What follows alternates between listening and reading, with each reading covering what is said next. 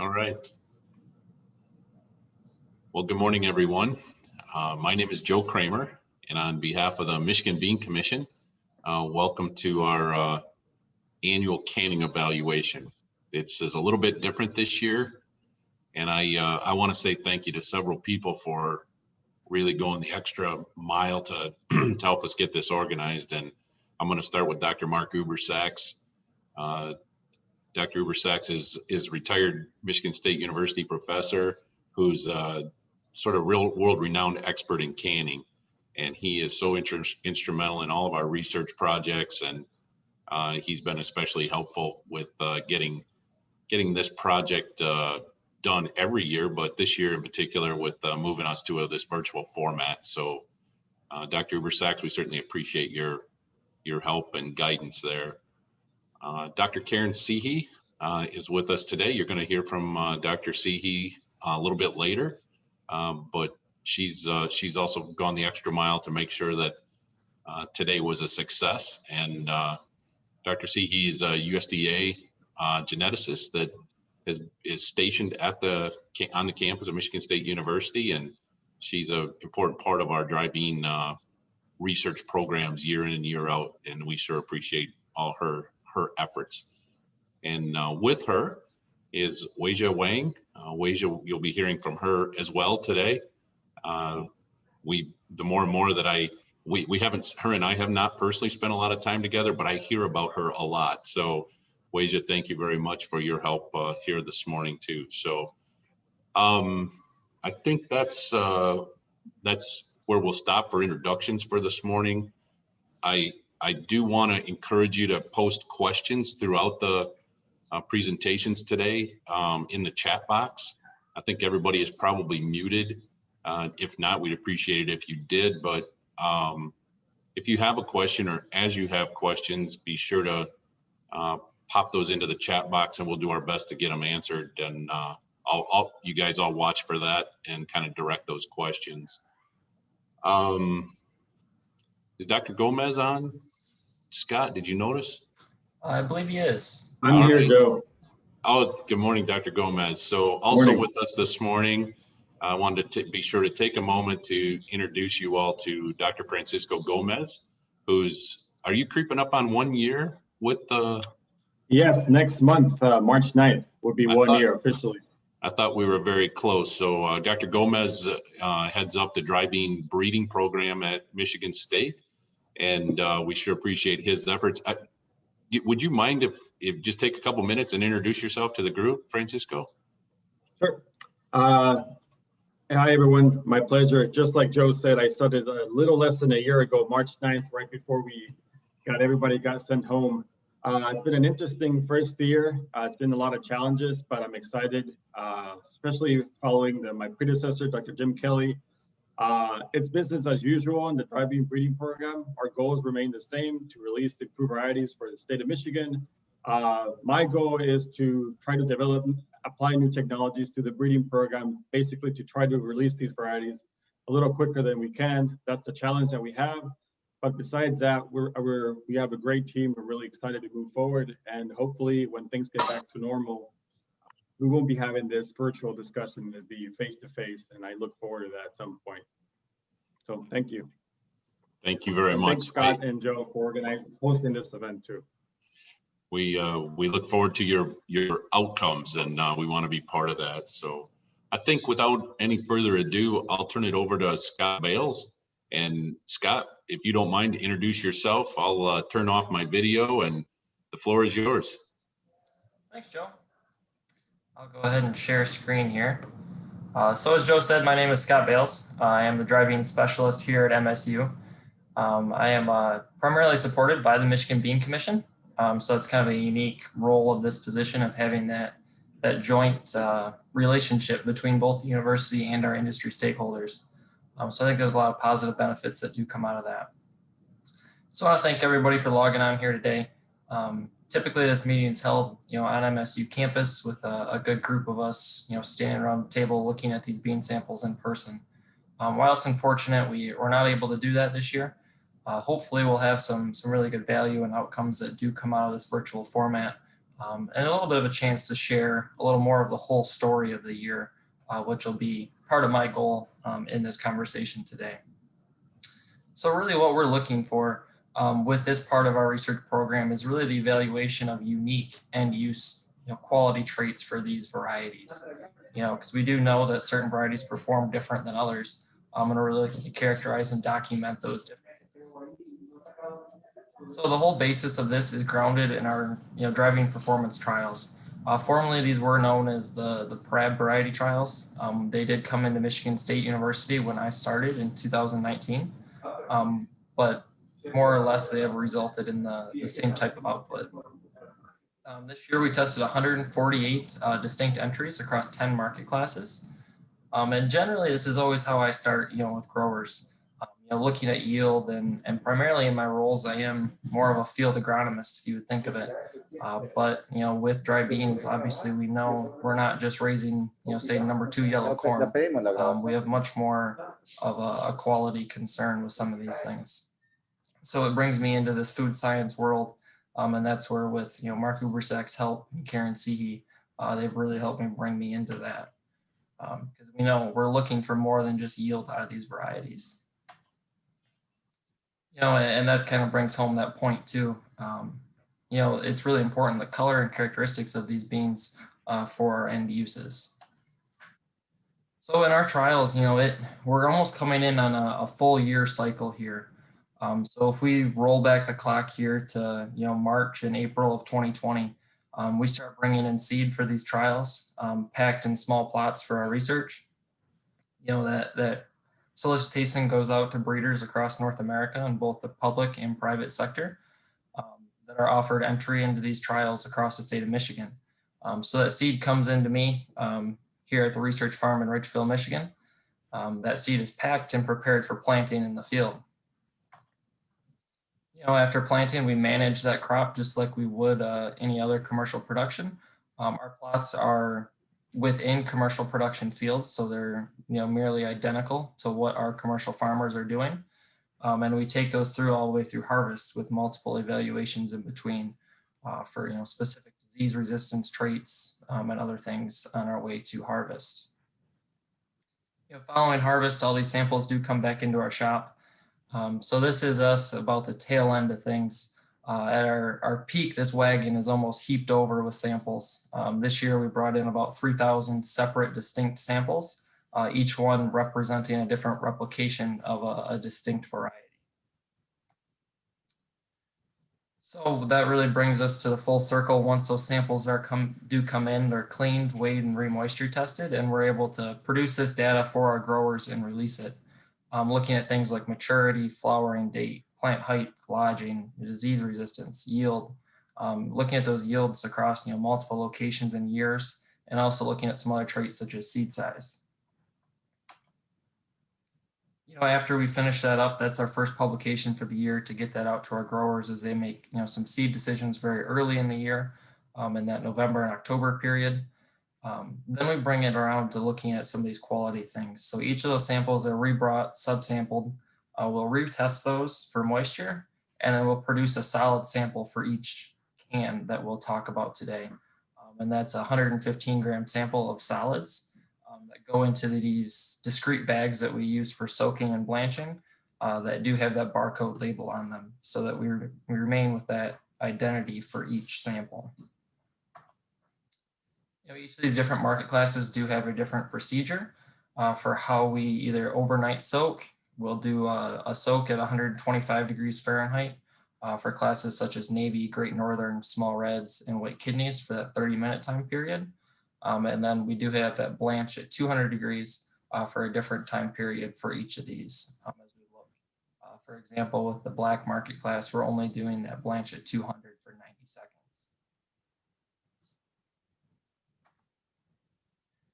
And this process is all done at FPIC, which is the Food Processing Innovation Center in Okemos, Michigan. So this is an MSU owned and operated facility just off campus.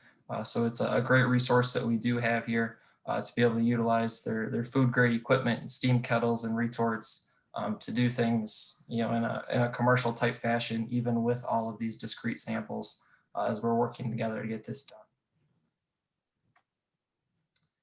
After those samples come out of their respective blanch and soak or soak and blanch cycle, they are put into a 307 by 407 can and run through our seamer with that distinct label on each can, so we can retain the identity of each variety and location that is within each can.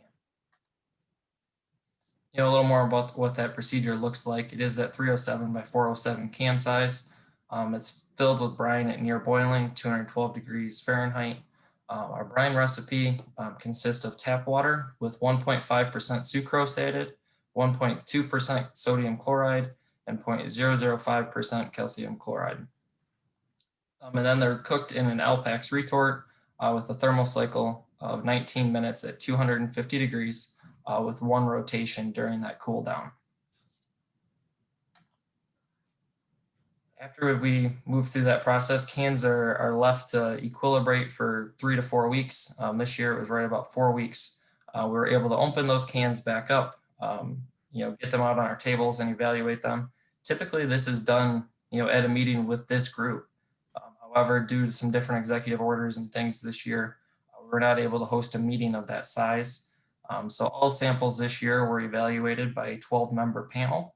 That we did some different things with time slots, so we weren't overlapping each other. But it is important to note that those 12 members were well trained and very good evaluators of these samples in 2020. And here is an image of how we obtained what we'll document with you guys later today. So these appearance scores were the result of our 12-member panel, and these are posted on the Michigan Bean Commission website. We'll talk about these a little bit more, but here is an example of the USDA photo box that they utilize to take some really impressive photo and videos of these bean samples.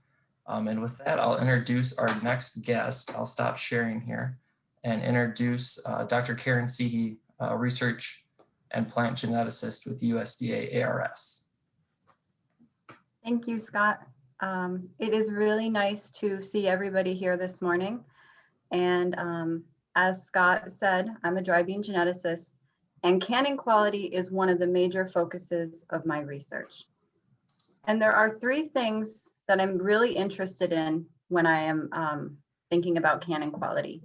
Number 1, it's to support the development of bean varieties that have the best canning quality possible. Number 2, it's to improve the methods that we use to evaluate canning quality.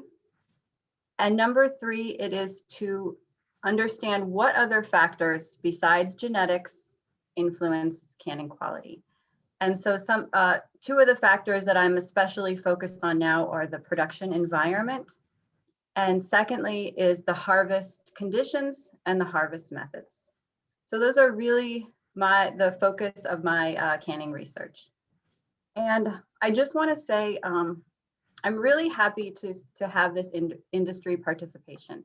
And I want my research to be very accessible and useful to the canning industry. So I'm very much looking for feedback, ways that we can improve, ways that we can better communicate with each other. Now, as Scott and Francisco had mentioned, we had the pandemic. And so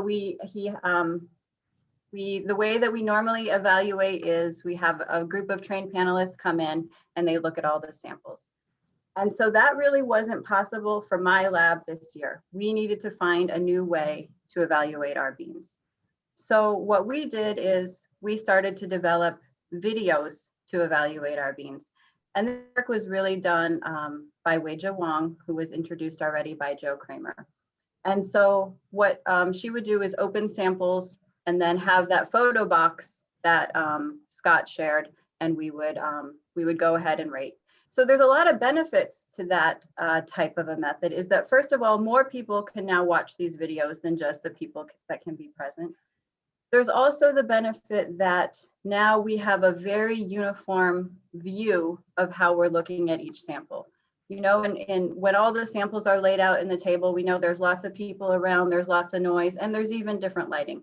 So we've kind of been able to control for a lot of those aspects now with this new way of rating.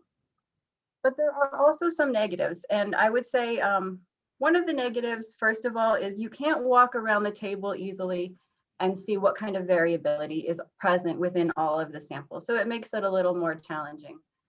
And the second difficulty with this is it's much harder to train people. As Scott mentioned, we use trained evaluators. It's much harder to give people a sense of what they're looking for when they're just looking at one sample at a time. So we decided it would be very useful to develop a training video to help our new panelists or even our panelists who have been doing this for many years.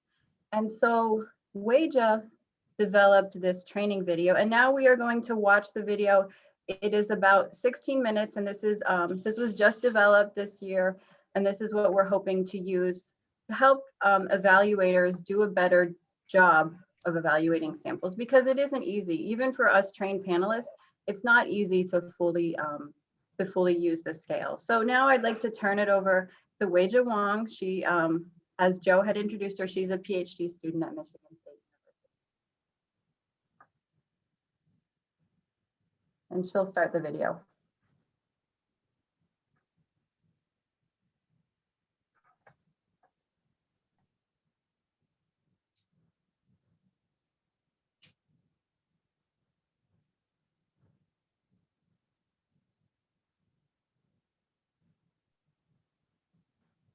I think she might be on mute.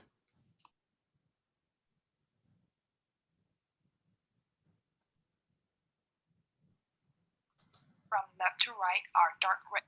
Welcome to the Driving Canon Quality Virtual Evaluation Training video. There are 10 major market classes of driving produced in the US, each with a specific dry seed size, shape, and color. They are shown here. The first row from left to right are dark red kidney, light red kidney, white kidney, cranberry, and pinto. The second row from left to right are small red, pink, Great Northern, black, and navy. Left to right, the seed sizes vary from large to small. For each market class, varieties must meet the market expectations for the size, color, and the shape of the dry seeds.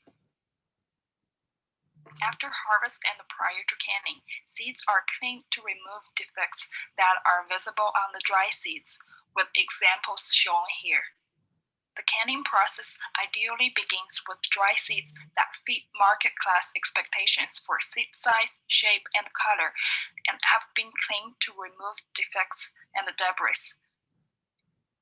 Canning quality is the evaluation of how well the seeds withstand the canning process. It allows the evaluation of bean characteristics that are not readily apparent in the dry seeds. This measurement helps the breeding selection of superior varieties, as well as identify agronomic and seed handling practices influencing quality. The characteristics measured as canning quality include water uptake from dry to canned seed, texture, it is the firmness of canned sample, as well as canned bean color and appearance. This training video will specifically focus on rating canned beans for appearance and color. This evaluation relies on trained panelists. Some common quality defects in canned beans include poor hydration, overcooked or mushed seeds, discoloration or non-uniformity of color, bean splits, which results in starch graniness, dull appearance, or seed clumping, sickle sloughing, indicated by free skins or broken beans. Next are a series of 10 slides that show each of the 10 major U.S. dry bean market classes as both dry and canned seeds and identify some of the major canning quality defects observed. Kidney beans are the largest of the dry bean market classes, with dry seed weights of about 50 to 60 grams per 100 seeds. Dark red kidney beans' major canning quality defects are bean splits, both along the width and the length of the beans. Sometimes the beans disintegrate and appear to be blown apart. Like dark red kidney beans, bean splits are a major canning quality defect in canned light red kidney beans. Color variability is also noticeable. Some may have a brownish color and others a pink salmon color, which is preferred. Color is not yet evaluated on a scale for the light red kidney, and color differences in canned seeds should be noted in the comments and not factored into the appearance rating. White kidney beans tend to be easily overcooked if overnight soaked for the canning process, but they may have a limited or reduced hydration problem when they are not overnight soaked. Cranberry beans have mottled dry seeds and a medium to large seed size that ranges from about 45 to 58 grams per 100 seeds. The major canning quality defects for cranberry beans are bean splits. The mottling of the dry seed typically disappears during the canning process, although sometimes it's still visible after canning. There is no consensus on whether mottling is preferred or not, and this is something that should not go into the appearance rating but should be noted in the comments. Pinto beans have mottled dry seeds and a medium seed size. The major canning quality defects are bean splits and the non-uniformity of color. Like cranberry beans, the mottling of the dry seed typically disappears during the canning process, although sometimes it's still visible after canning. Again, there is no consensus on whether mottling is preferred or not, and this is something that should not go into the appearance rating but should be noted in the comments. Small red beans have medium seed size. The major canning quality defects are bean splits, seed coat sloughing, and seed clumping due to leakage of starch. Small red beans can color ranges from brown red to candy apple red.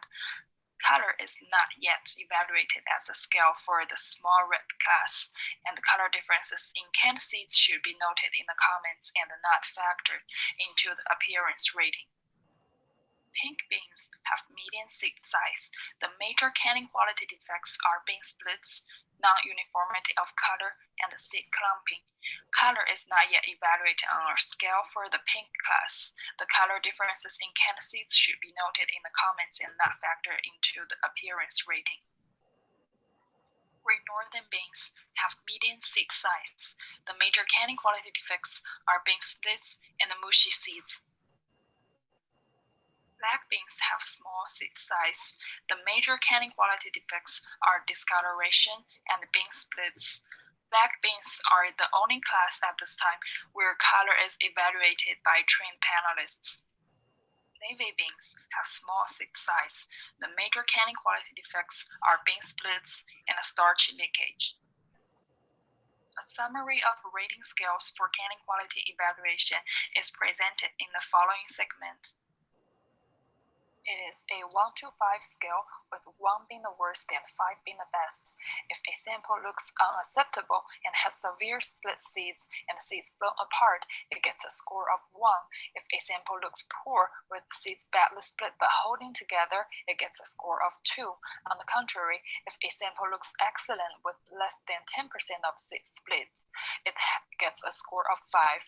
If a sample looks good with 10 to 25% of seed splits, it gets a score of 4, and a score of 3 is for samples with average appearance and 25 to 40% of bean splits. Generally, color, seed size, and shape are not rated specifically, but it's recommended to note in the comments section if not uniform or off color or abnormal seed size or shape are observed. For black beans only, appearance is evaluated as with the other market classes, and also a separate rating is made for color or darkness.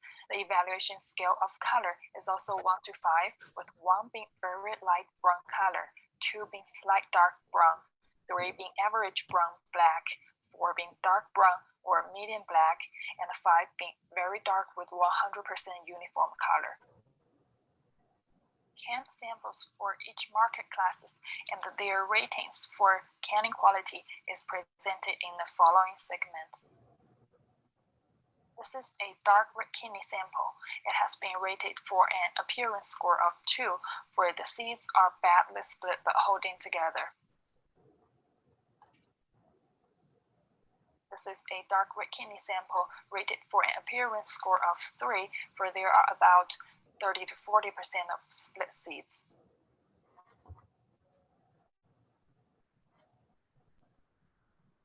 This dark red kidney sample rated for appearance score of 5, for there are less than 10% of split seeds.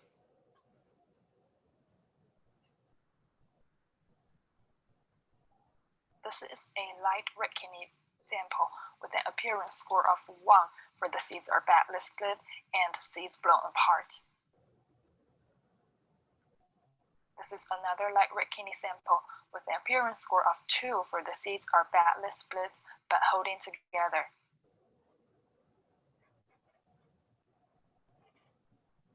This is another light red kidney sample with an appearance score of 3, for there are about 40% split seeds and 60% of intact seeds.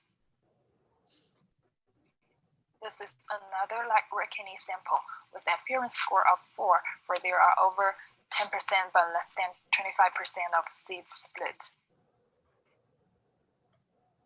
This is another light red kidney sample with an appearance score of 5, for there are less than 10% of split seeds.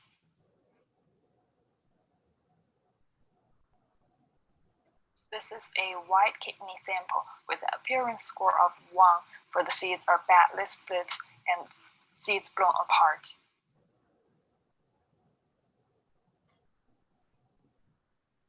This is another white kidney sample with an appearance score of 2, for the seeds are badly split but holding together.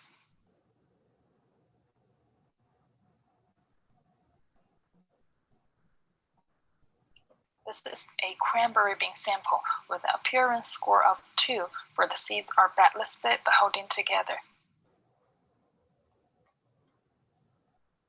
This is another cranberry bean sample with an appearance score of 3, for most seeds are intact, but there are a few seeds blown apart.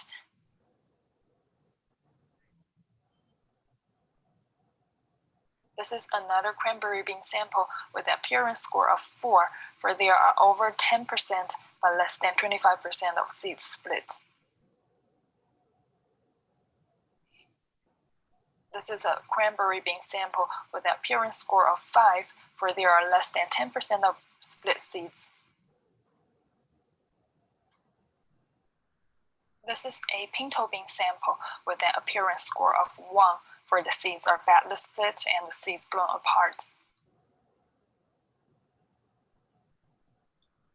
This is another pinto bean sample with an appearance score of 3, for over 60% of seeds are intact. This is another pinto bean sample with an appearance score of 4, for there are over 10% but less than 25% of seeds split. This is another pinto bean sample with an appearance score of 4.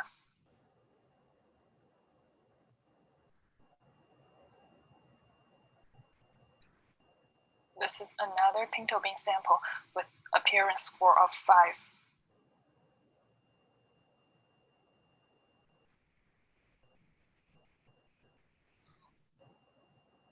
This is a small red bean sample with an appearance score of 1, for the seeds are badly split and some seeds blown apart. This is a small red bean sample with appearance score of 2, for the seeds are badly split but holding together. This is another small red sample with appearance score of 2.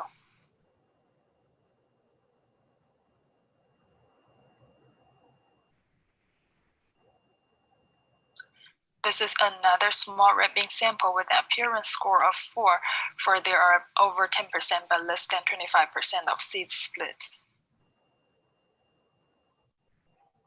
This is another small red bean sample with an appearance score of 4.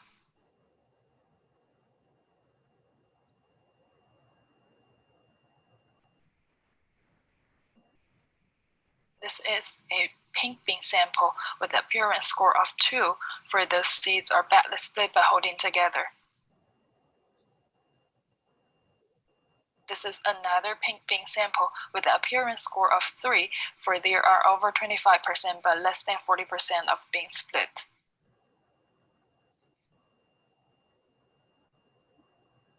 This is another pink bean sample with an appearance score of 3.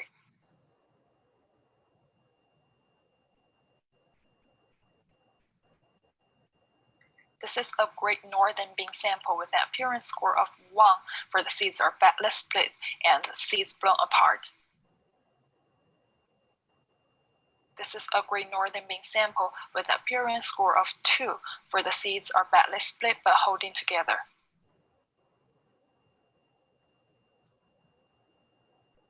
This is another Great Northern bean sample with an appearance score of 3 for there are over 25% but less than 40% of bean splits.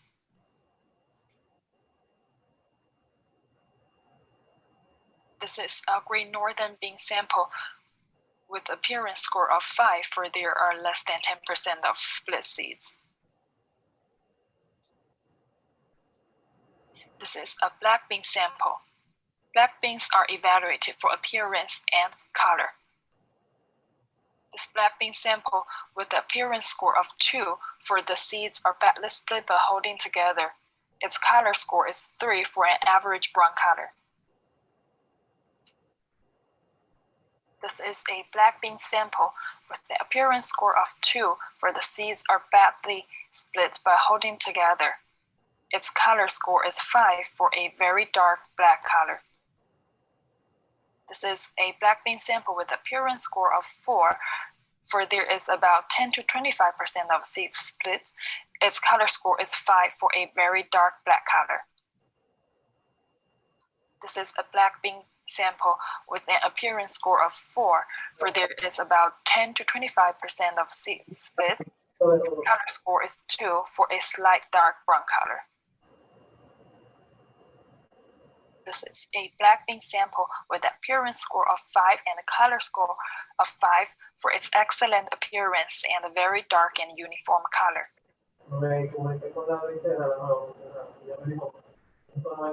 is a navy bean sample with appearance score of 2 for the seeds are badly split but holding together. This is another navy bean sample with appearance score of 3 for there are about 25% to 40% of bean splits. This is another navy bean sample with appearance score of 4 for there are over 10% but less than 25% of split seeds. This is another navy bean sample with appearance score of 5 for there are less than 10% of split seeds. This is the end of this video. Acknowledgement goes to USDA Organic Agriculture Research and Extension Initiative funding and CS Predoctoral Fellowships in Sustainable Agriculture. This video was prepared by Weijia Wang at Michigan State University with input from Dr. Mark Ubersachs and Dr. Karen Sehe. Welcome to the Driving Canning Quality.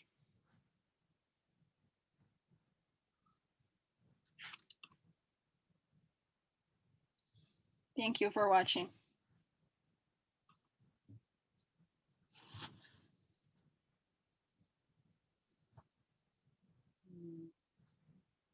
Okay, so thank you for the video, Weijia. And next, we have another short video to show, and it's just a little way to test your ability to do the evaluation based on that training. Go ahead, Weijia. Okay.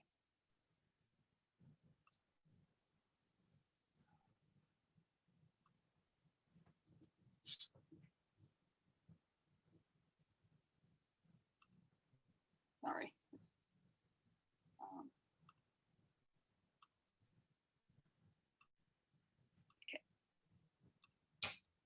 Welcome to the Canning Quality Virtual Evaluation Exercise video. Exercise Part 1. Please watch the video and write down the scores you will give to each of the samples. Seed type and suggested score will present on the screen for each sample. Sample number 1.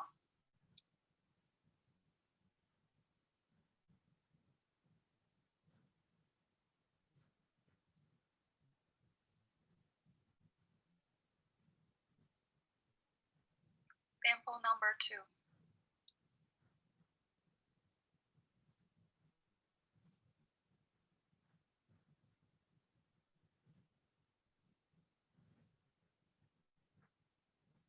Sample number 3.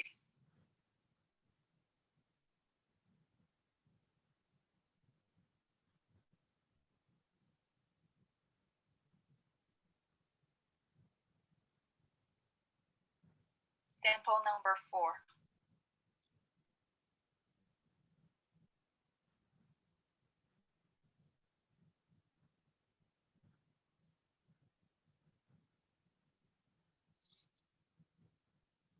Sample number 5.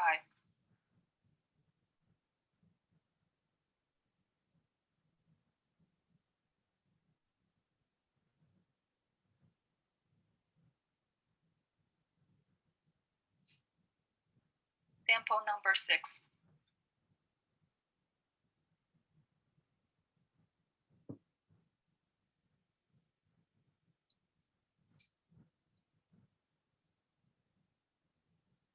Sample number 7.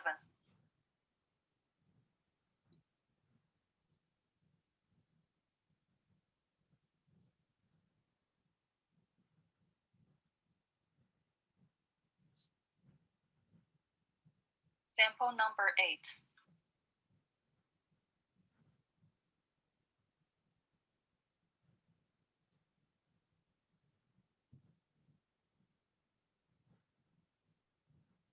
Sample number 9.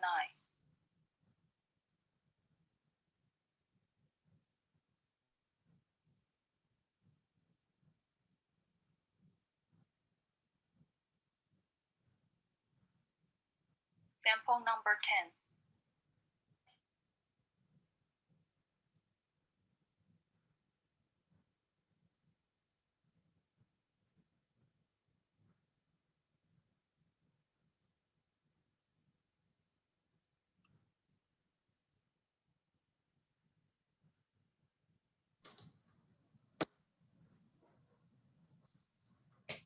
Excellent job, Malaysia. Thank you very much. Yeah. Again, if you have any questions, please post them in the chat box. We'll do our best to get them answered for you. Scott, where do you want to go from here? Yeah, I'll go ahead and see if we have any questions directly for Weija or Karen. But I'd like to thank them very much for that video. You know, it was really well done and very helpful. You know, Joe, I think we really should issue some type of certificate to the group now that we have 51 new trained evaluators. Trained evaluators? Sure. Maybe a new shirt. All right. Exactly. We'll work on that. So now that we're all trained and really understand how these scores were developed and what they mean, I'll dive into some of our actual results, and we'll look at some varieties that have performed well for both yield in the field for our producers, as well as performed well in these canning evaluations. So we'll look at a subset of locations that we have. Each year, these trials utilize 6 total locations. However, we're just going to look at 4 of them today with canning results. The primary locations are the Bay and Tuscola County farms. These were with Schindler Farms up in Bay County on the west side of the Saginaw Valley. And the Benarski Farms over near Caro on the east side of the Saginaw Bay. Pretty similar planting dates, planted on June 6th over in Tuscola and then following day over in Bay County. And these 2 locations cover all of our small and medium seed types, blacks, navies, pintos, small reds primarily. And then we'll look over at Montcalm County, a little farther to the west, Jakeway's Farms. And this is where we looked at, you know, our large seeded seed types for the most part. And this farm is under irrigation. So when we look at those full results, the Montcalm County farm is our irrigated results. And we actually tested our large seeded beans also at the Saginaw Valley Research and Extension Center in Tuscola County, which is a completely dryland farm. So there we have some contrasting production practices for those 2 seed types. Ooh, I apologize. I realized I wasn't in full view here. So we'll go ahead and get you guys into full screen. All right, so we'll start with navy beans. So we tested 31 distinct varieties of navy beans this year across all those locations. Of those, 12 were commercial and 19 were experimental. Yields were what we'd call average to above average across those locations. And just to give you a quick idea here of perspective, maybe you want to jot some of these notes down for some to look at, because we'll look at images of each one of these actually. This is looking at yield as a percent of our check. So what that means is all of this is in comparison to Merlin navy bean. Merlin has been a standard here in Michigan for a long time, performs very well in the field as well as in the can. So anything to the right of Merlin means it's performing better than Merlin is as far as yield across 3 years and 4 locations per year. So this is a pretty expansive data set. When we look at this, we have Medalist, Argosy, Blizzard, kind of in this group, performing 3 to 7% better than Merlin. But then we have Apex and Armada, creeping up on potentially 10% improved over that standard. And then we have a newer one, HMS Bounty, that's kind of run away from the pack here and statistically breaks out with about a 400 to 500 weight per acre advantage. So that's going to be really attractive on a grower's end when they do see data like that. And anything to the left is underperforming Merlin in yield. So what we'll do is we'll transition to look at these actual bean samples. And these are going to progress from our highest rated samples in appearance to our lowest across this navy bean trial. So our first one here is Armada, rated at a 4, as averaged across both those locations. You'll see here on the tag we have on the left side, that's our Tuscola County location, and our right side, that's our Bay County location. And the score in the center represents the average of those 2 locations. And I'll pause long enough on these for you guys to jot down any notes you'd like. And if I'm moving too fast, please raise your hand or unmute and say so. It's a small enough group. I think that's perfectly okay. Our next one here is Valiant. This one's also rated at a 4. Holds together pretty well in that can, pretty clear brine. We do not have this one rated on that 3-year yield average because we've only trialed it for 2 years. But hopefully next year, we'll get some additional information on this as far as yield and be able to include it in that 3-year average as a percent of the check.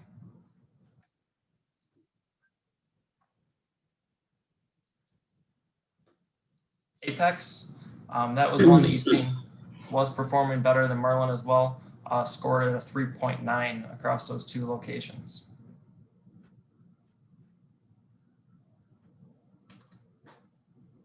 Blizzard was scored at a 3.8. This one has picked up some traction with growers over the past few years. It has some very good dry down as well as yield potential, and it offers some pretty good canning quality at that 3.8 in that above average category for the navy bean market class. HMS Medalist. This has been a very popular variety in Michigan over the past 10 years or so. Cans well, performs pretty well for growers. Some pretty good bean integrity there, a few splits, but still in that average to above average type classification in canning. Argosy, this one's a little bit newer at a 3.7 on that 5-point scale.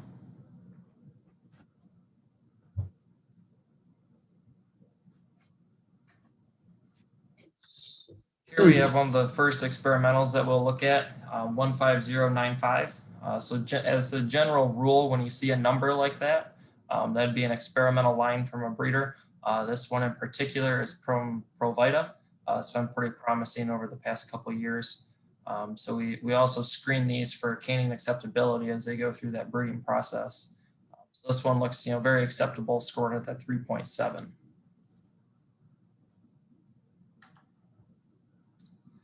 Here'd be our first experimental from the MSU breeding program, N19285, scored also at a 3.7. Then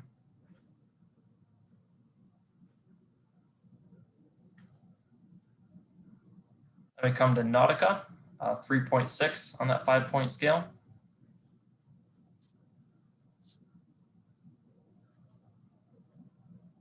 Then 15094.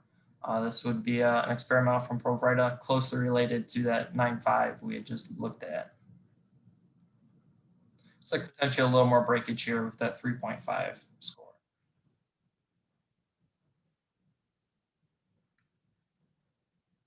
We have experimental 1804. This was submitted by Treasure Valley Seed, scored at that 3.5.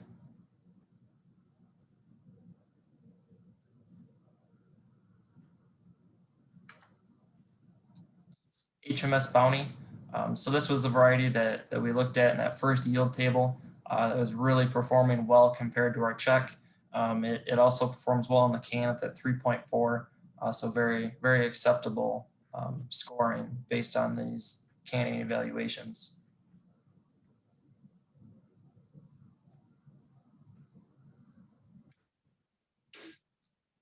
(14080), another experimental line, scored at a 3.4.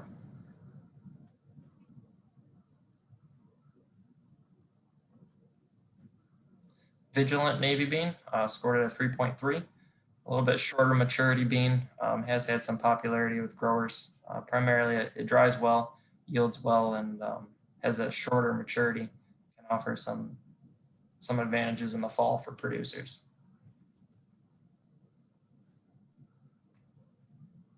(14084), another experimental line from Provida, scored at a 3.3.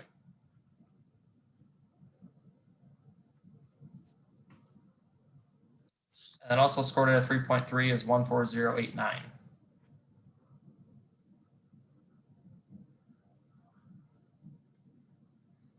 At a 3.2, we have experimental line 1914 from Treasure Valley Seed.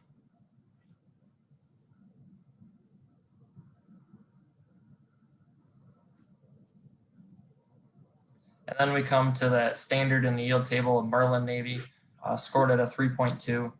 Still in that acceptable category, but you can see, as we've come all the way from a 4 down to a 3.2, we are seeing a little bit more breakage, but still categorized in that, average type 3 to 3.9 category. Experimental 1802, also scored at a 3.2, so equaling our check. Tina, can you turn my lights on? Yeah. Thank you very much. Perfect. I thought you were gonna this over or shut? It's okay. Okay. Thank you. So then we have Indy, scored at a 3.2.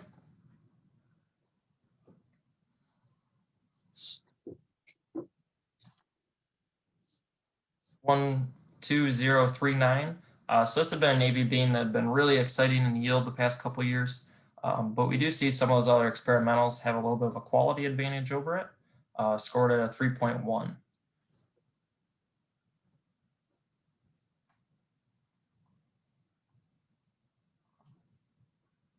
EX1702, scored at a 3.2.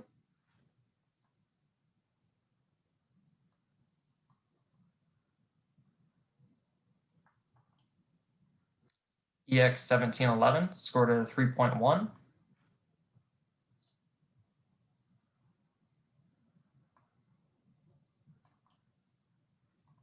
EX1801, also scored at a 3.1.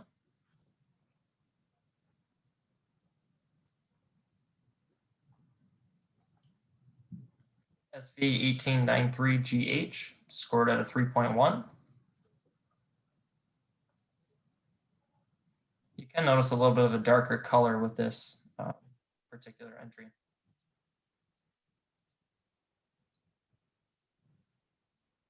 EX1803, scored at a 3.0.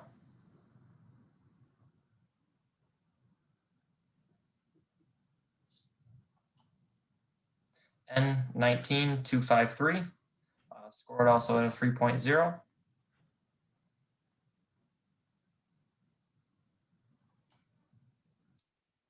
I moved to shock, scored at a 2.8. So as it's kind of general rule, once we come below 3, we're looking at some lines that are underperforming the majority of the market. So we're at 2.8. We're seeing a little bit more breakage there, which is a little more evident in the Tuscola County location than the Bay County location for shock. EX1708 also scored at a 2.8.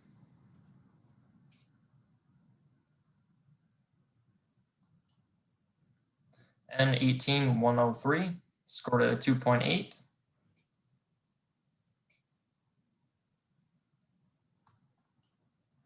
N14068 scored at that same 2.8.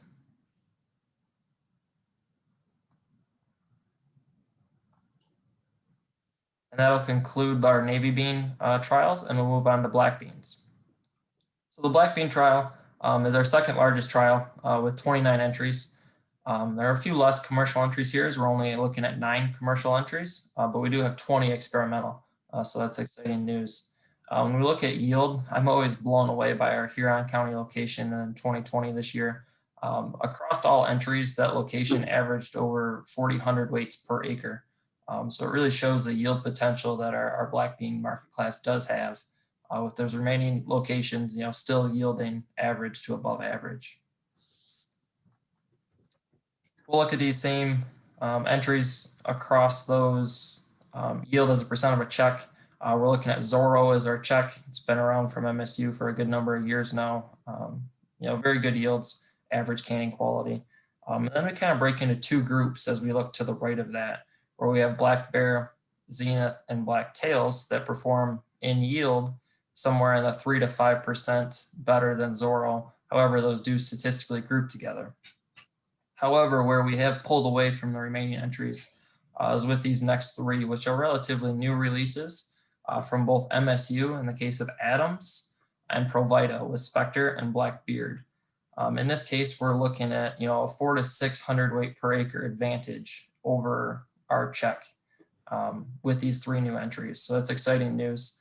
And we're also going to take a look at some of the different advantages or disadvantages they have in canning quality. So in blacks, we do score, as Weija had mentioned, based on color and appearance separately to keep those separated out. And we're going to work from our blackest color to our lightest brown. So we started at 4.8 out of 5 on black. You can see this B19344, which is an experimental line out of MSU, carries that really deep black color. Sometimes it's almost hard to see the actual beans in there just because of that real blackness to it with an appearance of 3.4. Then we come to Zenith. This has been a color standard for a good number of years now, scored at a 4.7 with an appearance of 3.7. Carries that very deep black color to it.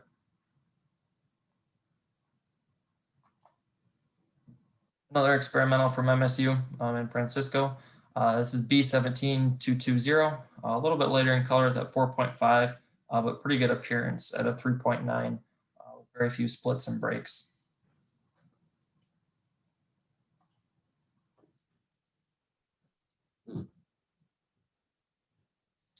We have B17922.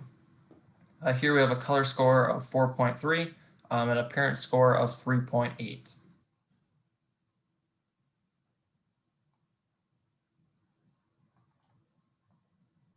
Hey, Scott, just a quick question popped up on the chat. Why is the color so different between the 2 regions on Zenith? So it's a little bit of an optical illusion.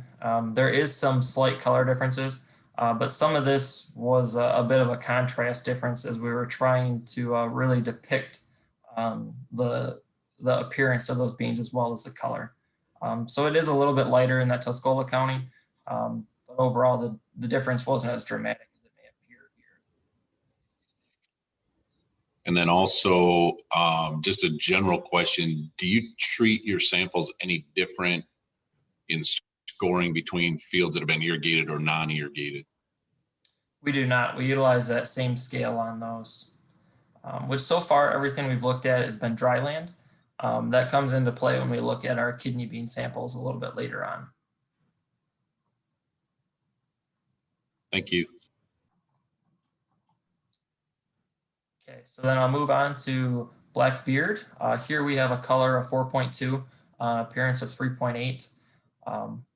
Once again, we have a little bit of a difference here between those locations difference, but most of that would be that contrast as we're really trying to dial in on that appearance at that 3.8. So you can see we do have a few breaks here but overall very good appearances at 3.8 and that deep black color.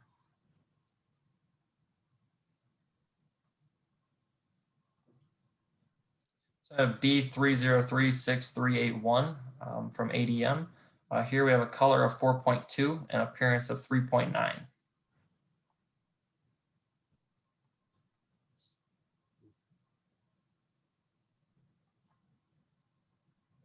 We have 17715, experimental line from Probita. We have a color of 4.0 and appearance score of 3.7.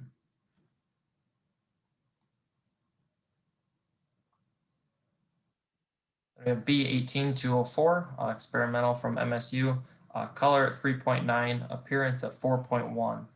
So the overall that appearance score is very good.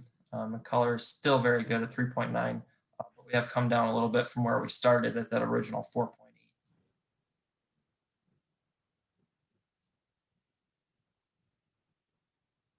B19330, here we have a color of 3.8 and appearance of 2.9. So we can see that significant more amount of breakage that we do have with that 2.9%, 2.9 appearance score there.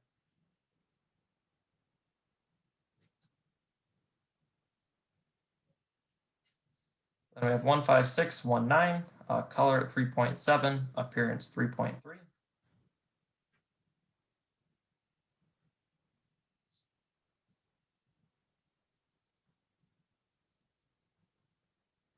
One 15610, color at 3.8, appearance at 2.9.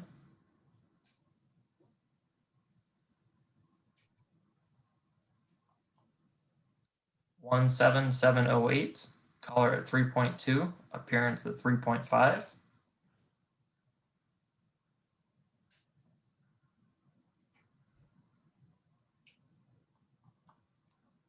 Then we come to our yield standard here of Zorro, color at 3.4, and appearance at 3.9.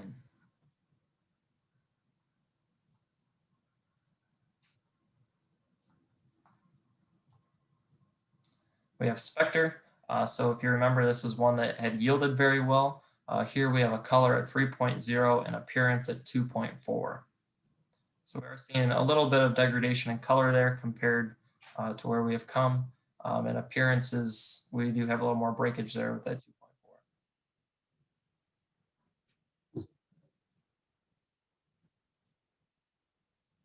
Black Bear, color at 3.0, appearance at 3.3.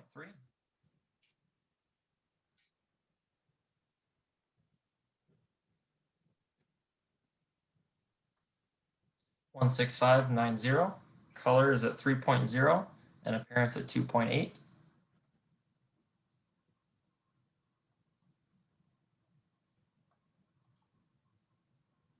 One 17704, color is 2.9, appearance is 3.3.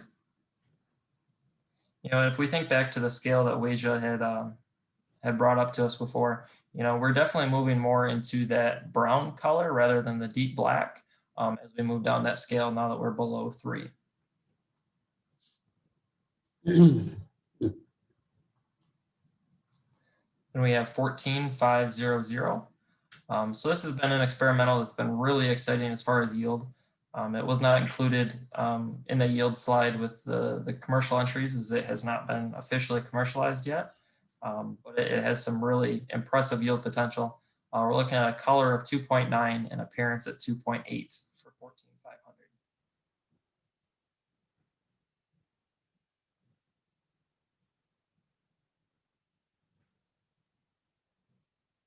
B13SR1-1, color we have at 2.9 and appearance is at 2.0. As you can see, those splits and breaks that are within that entry.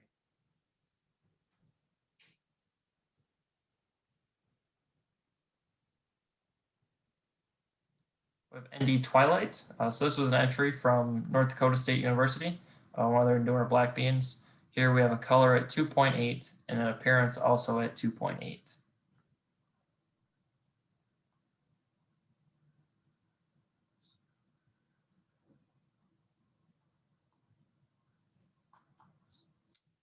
Then we have 16648.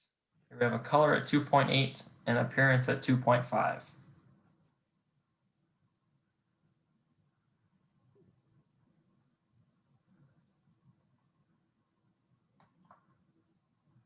we have Eclipse. So this has been a standard from the Mindac region for a while now. Generally uses kind of a color base. It's not generally a very black canner with that color at 2.7 and appearance at 2.9.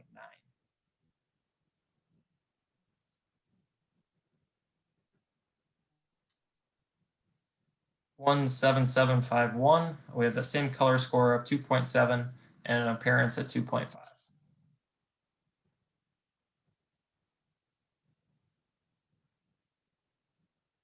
B3036368.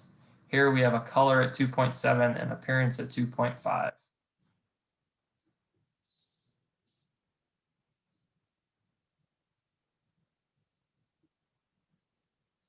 One 7724. Here we have a color at 2.7 and an appearance at 2.9.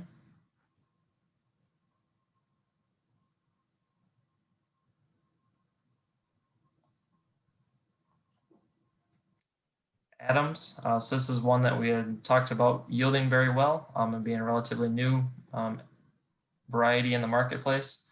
We have a color at 2.7 and an appearance at 3.7. So offers some very good integrity. Color is a little more on the brown end of the scale.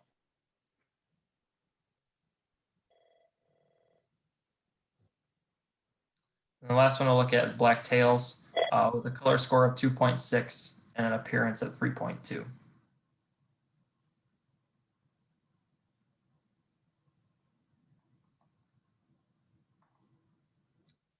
Okay, so that concludes our black beans. We'll take a little bit smaller tour of our small red beans first. This is much smaller class with 10 entries.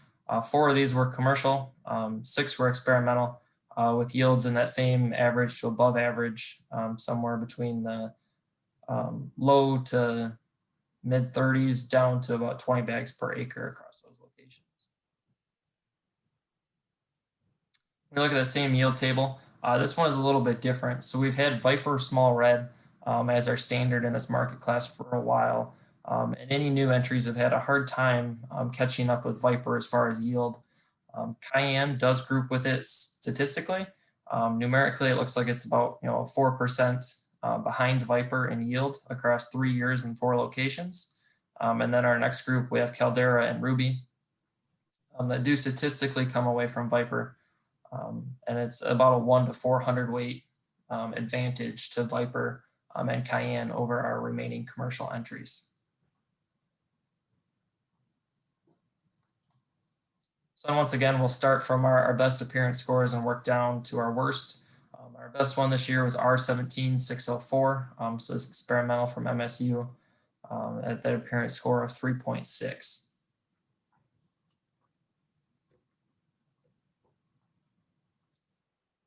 Then we have Caldera, appearance score at 3.5.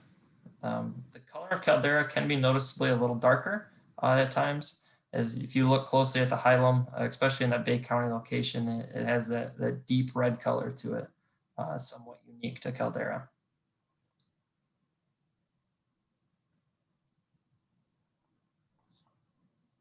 Cayenne with an appearance score at 3.4.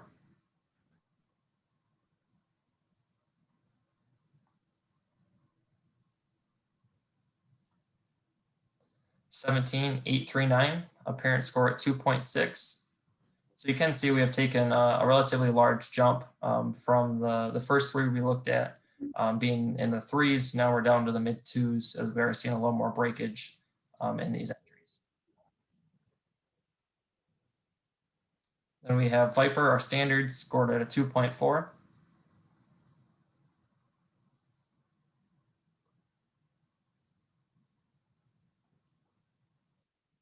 $16,686, scored at a 2.3.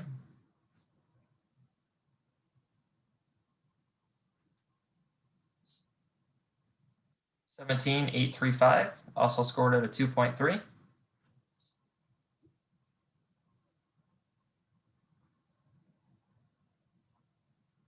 $17,837, scored at a 2.3.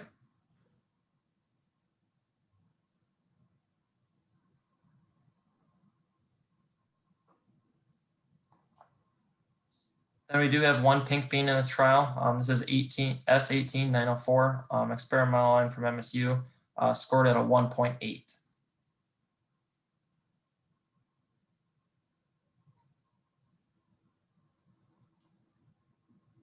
And then the final entry we have is Ruby with an appearance score at 1.8.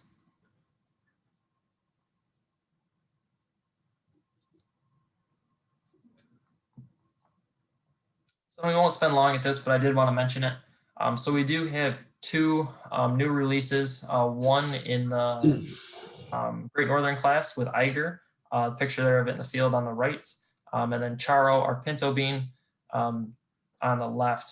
So these were new releases from MSU to the Michigan marketplace. Very well adapted for production conditions here in the state. They've yielded, very well compared to our commercial standards. I just wanted to make you guys aware of these and take a look at their canning quality in comparison to our control. So here we have Charo on the left at a 3.3 compared to our standard La Paz on the right at a 3.0. We can see some pretty similar type integrity in those appearance scores for Charo compared to La Paz.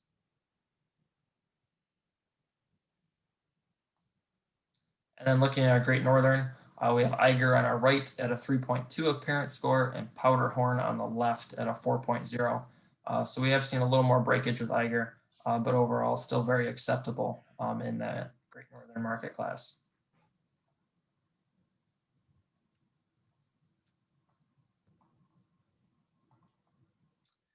And then the last market classes we'll talk about briefly are kidney beans. So this will be a relatively quick tour. We'll talk about 4 commercial entries in the dark red kidneys, 4 in light red kidney, and just 2 in white kidney.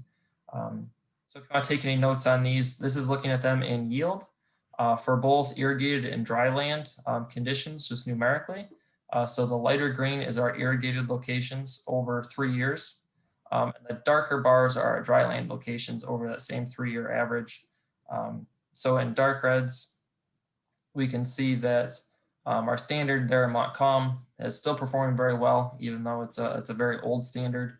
Dynasty and Red Rover are very competitive, and Epic's a little behind. In light red kidneys, we have California Early here on our far right as a standard, with Red Dawn, Ronnie's Red, and Clouseau being very competitive for yield across those irrigated locations.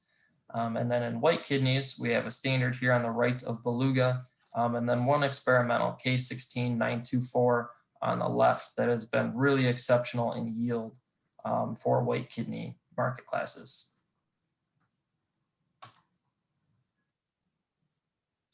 So look at those dark red kidneys first. We'll start at our highest appearance score and work our way down.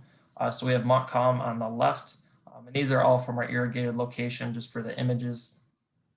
We have Montcalm scored at a 3.5 on the left and Epic scored at 2.5 on the right.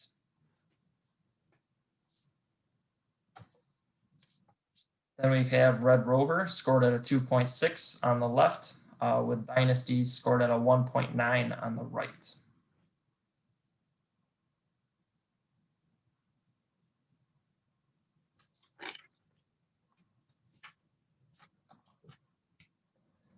For light red kidneys, we have Clouseau on the left at a 3.1. And Ronnie's Red on the right also at a 3.1.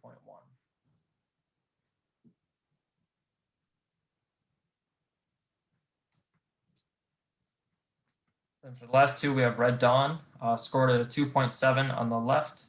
And then California Early on the right scored at a 2.0.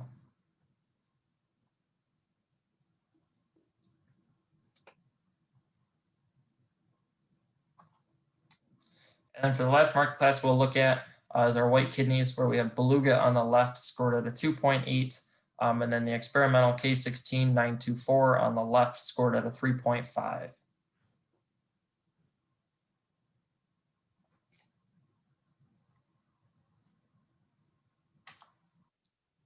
And with that, I'll wrap things up. I'd like to thank all our cooperators that make this happen for us each year of testing these beans on commercial farms in Michigan. As well as thank you all for attending today. It's not the meeting we'd hoped for in person, but hopefully this was a worthwhile alternative for you guys.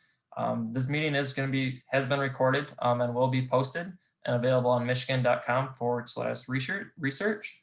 And that'll take you a link to the Michigan Beans on YouTube. And as always, if you have any questions now, I'm happy to take those, or if you want to reach out later, my contact information is listed there either by phone or email. Got Alberto asked about quality tasting guidelines. I don't believe you, generally speaking, I don't believe you take those into account during your research or your evaluation, right? Correct, I do not. And I'd be happy for Karen or maybe Mark to comment more if they see, but we do not.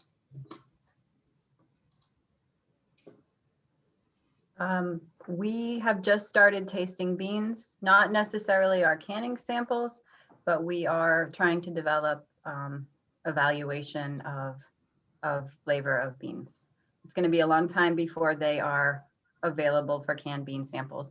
The one area that Waja is working on is flavor in dark red kidney beans, and that will be coming because we're trying to understand how the texture and the seed coat, the splitting and things, how that relates to flavor and texture when somebody eats it. So that's one of her research objectives.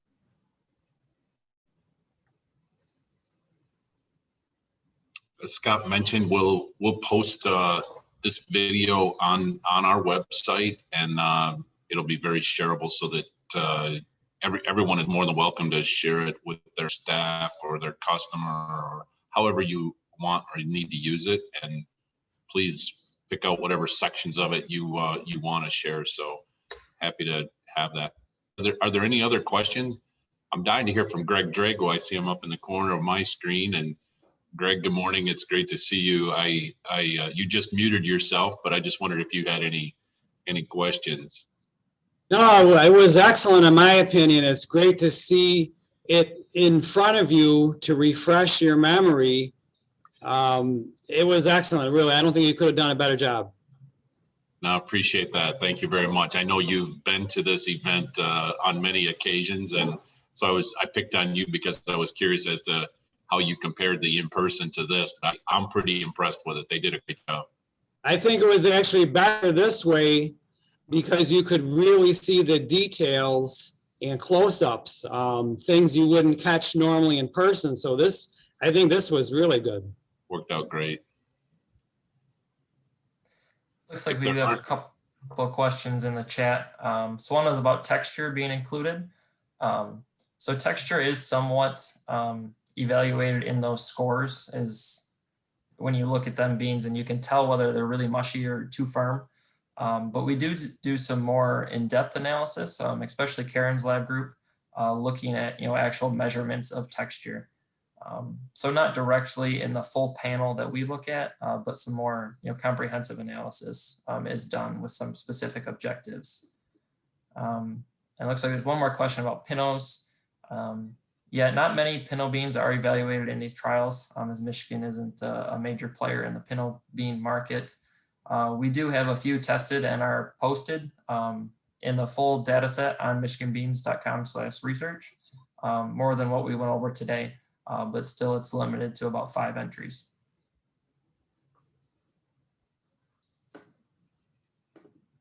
Scott, I don't see anything else up there. We'll please take advantage of the recording, however you want to do it. My hat's off to the group. Thank you very much. Dr. Ubersachs, any comments for the group? I think everybody should recognize this is an enormous amount of work, and it was very well done. To try to assimilate this through the recordings and the pictures is really much more desirable. To be able to make some long-term judgment and to be able to communicate it to others that are involved. So I commend the group for being able to bring this together. If your team right back in your respective offices have some questions or you'd like to reach out to any of the presenters today, they won't mind me sharing. I don't believe their contact information. So if that's the easiest way for you to arrive at that, I'll be happy to help you connect the dots there. Scott, I think that's it for us. Thank you all very much for attending today. We really appreciate Thank you. you. I Thank you very see much. an old friend, Ari Vanderchef, all the way from South Africa, is with us today, and it's great to see his name up on the screen. But thank you so much for joining us. My hat's off to the group, and please, if you have any questions, let us know. Thank you. Thank you so much. Bye-bye.